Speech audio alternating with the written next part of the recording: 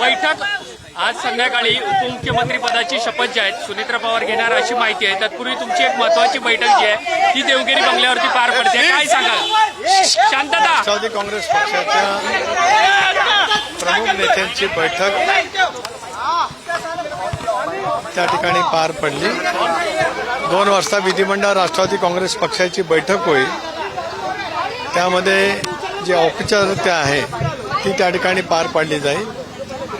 आमदार जनतेची भावना या लक्षामध्ये घेता सुनेत्राबाई पवार यांची निवड त्या ठिकाणी अपेक्षित आहे। ते झाल्याच्या नंतर विधिमंडळ राष्ट्रवादी काँग्रेस पक्षाचं एक जे अधिकृत पत्र आहे प्रदेशाध्यक्ष म्हणून ते देण्यासाठी आम्ही सर्व वरिष्ठ सहकारी माननीय मुख्यमंत्री महोदयांची भेट घेऊ आणि मग त्यानंतर बाकीचं मुख्यमंत्री महोदय त्या संदर्भातला निर्णय त्या ठिकाणी घेतील।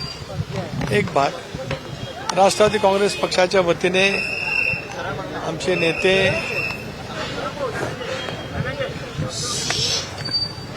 आदरणीय अजितदादा आमच्यात नाही, हे दुःख आम्ही पचवू शकत नाही। त्यांचा अस्थि कलश संबंध महाराष्ट्रातल्या प्रत्येक तालुक्यात खेड्यापाड्यामध्ये हा सुद्धा आम्ही नजीकच्या कालावधीमध्ये देणार आहोत।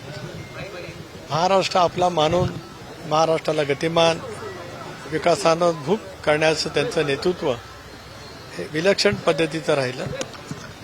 झपाटल्यासारखं काम करत संबंध महाराष्ट्राला दादांनी जी सेवा दिली त्यामुळे तो अस्थि कलश महाराष्ट्राच्या संबंध तालुक्यामध्ये पक्षाच्या माध्यमातून त्या ठिकाणी नेला जाणार आहे।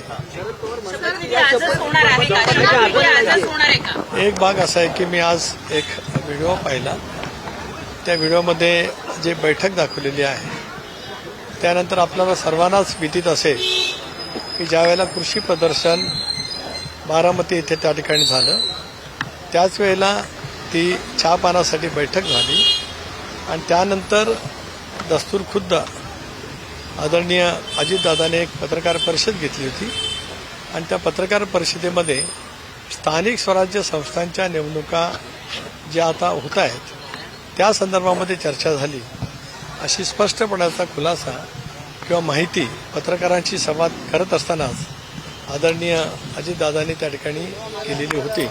हे आपल्याला सर्वांनाच हे विदित त्या ठिकाणी आहे। सर, स्वतः शरद पवारांनी सांगितलं होतं की दोन्ही राष्ट्रवादी स्वतः शरद पवारांनी सांगितलं होतं की दोन्ही राष्ट्रवादीचं विलिनीकरण जे आहे ते होणार होतं।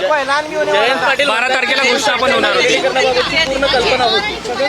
एक भाग असा आहे की त्या दिवशी जी चर्चा झाली त्याच्याबद्दलची स्वतः माहिती आदरणीय अजितदादांनी त्या ठिकाणी पत्रकार परिषद घेऊन बारामतीमध्ये त्या ठिकाणी दिलेली आहे। एक आज हे सगळं झाल्याच्या नंतर सविस्तरपणाने आम्ही या बाबतीमध्ये आपल्याशी बोलू। सर, पण ज्या पद्धतीने सगळ्या घडामोडी घडतात आहे त्यामध्ये तुम्ही प्रामुख्याने सुनील तटकरे आणि प्रफुल्ल पटेल यांच्यावरती देखील टीका होताना पाहायला मिळते। राष्ट्रवादी काँग्रेस पक्ष, राष्ट्रवादी काँग्रेस पक्षाचा परिवार, राष्ट्रवादी काँग्रेस पक्षाचे आमदार जनभावना लक्षामध्ये घेत आम्ही हा सामुदायिकरित्या निर्णय त्या ठिकाणी घेतलेला आहे। धन्यवाद।